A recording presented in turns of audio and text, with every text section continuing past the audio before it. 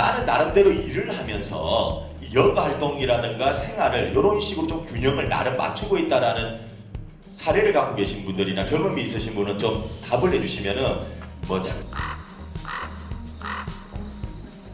아무도 없습니까? 자, 찾아가는 서비스를 또 직접 실천하면서 알바를 하고 있는데요. 일은 알바부터 시작이죠, 당연히. 예.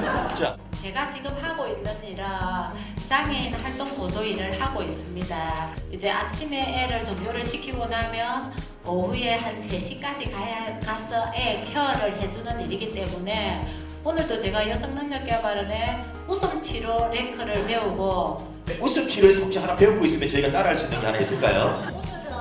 오늘은 저희가 건강 박수에 대해서 배웠기 때문에 아까 어떻게 하더라? 건강 박수 이렇게 해갖고 여기를 치면 하여튼 뭐 오장육부가 좋아진다고 하는 거 알아 이제. 그리고 여기를 치면 손 밑으로 여기 치면은 어디가 좋다 했죠? 전립선이 좋다. 자, 요거는 저도 한 3번 맞죠?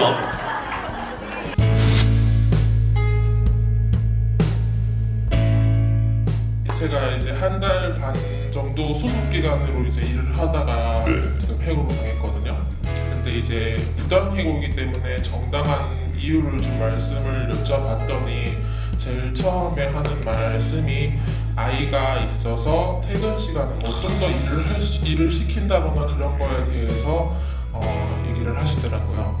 일단 그 사회에서도 그런 뉴스에서 나오고 하기 때문에 많이 바뀔 거라고 생각을 했었는데 막상 직접 이제 그런 직장에 다니다 보면은 좀 그런 분도 많고 일단 구직생활 하기 전에부터 어떤 얘기가 나왔었냐면은 아이가 없다고 거짓말을 하거나 아니면 아이를 봐줄 사람이 있다고 거짓말을 해야 취업이 된다고도 하시는 선생님도 계셨어요. 물론 여기 있는 선생님은 아니십니다.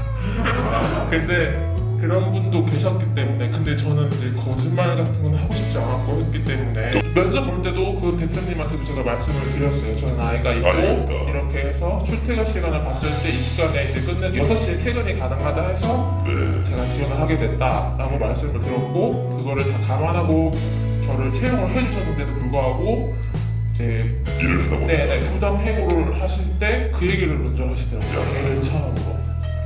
그 모든 국회의원분들이 얘기하시기를 일단 일과 가정을 같이 이제 병행할 수 있게 모든 엄마들이 일을 할 수 있게 그런 사회를 만들겠다고 하시는데 뭔가 좀 더 구체적인 방안이 나와야 된다. 꼭 나와야 된다고 생각하고요.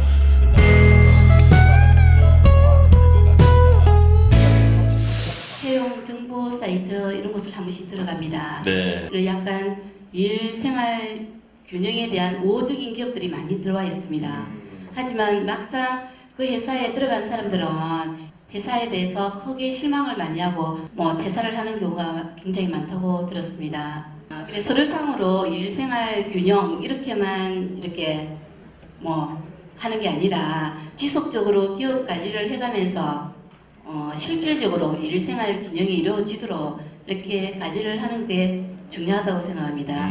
일생활 균형이라는 게 우리가 50년 동안 안 해오던 거를 1년 사이에 이걸 변화시킨다는 거는 어려운 거기 때문에 그래서 그런 점에서는 조금 시간을 가지고 좀 할 필요가 있다. 그리고 우리 개인으로서는 이제는 지금까지는 이런 것들을 생각 안 했지만 우리가 행복해지려면 반드시 우리 인생에서 일도 해야 되고 우리의 삶도 충실해야 되는데 거기에 대해서 우리가 깊이 고민하지 않았다. 그리고 지금 이제 고민을 하기 시작한다면 그런 사태가 생길 때 우리가 어떻게 요구를 하고 해결해 갈 것인가에 대해서 우리가 이제 인지를 하고 주장을 좀 했으면 좋겠다. 이런 생각을 합니다. 네. 좀 쉽게 실천할 수 있는 거가 뭔가 이렇게 생각해봤는데 퇴근하고 나면 연락 안 했으면 좋겠습니다. 특히나 이렇게 기자들은 특히나 연락을 많이 받는데 이렇게 스마트 기기를 이용해서 카톡으로 하는 업무만 해도 주당 11시간이나 된다. 그런 얘기가 나왔는데 그렇죠. 프랑스에서는 뭐 퇴근 후 연결되지 않을 권리 이런 것까지 있다고 하는데 좀 그런 것부터 실천했으면 좋겠고요. 근데 또 아까 뭐 리프레시와 장기휴가 이런 제도도 있지만 있는 연차부터 좀 잘 사용할 수 있게 눈치를 안 줬으면 좋겠는데 하나만 자랑을 하자면 저희 회사는 연차 쓸 때 사유를 묻지 않습니다. 오. 기업을 살렸냐 못 살렸냐 뭐 고용이 얼마나 됐냐 이런 거가 뭐 거의 화두고 이게 중심입니다. 근데 과연 일과 생활 균형을 가지고 있나? 우리 도민은 과연 행복하냐?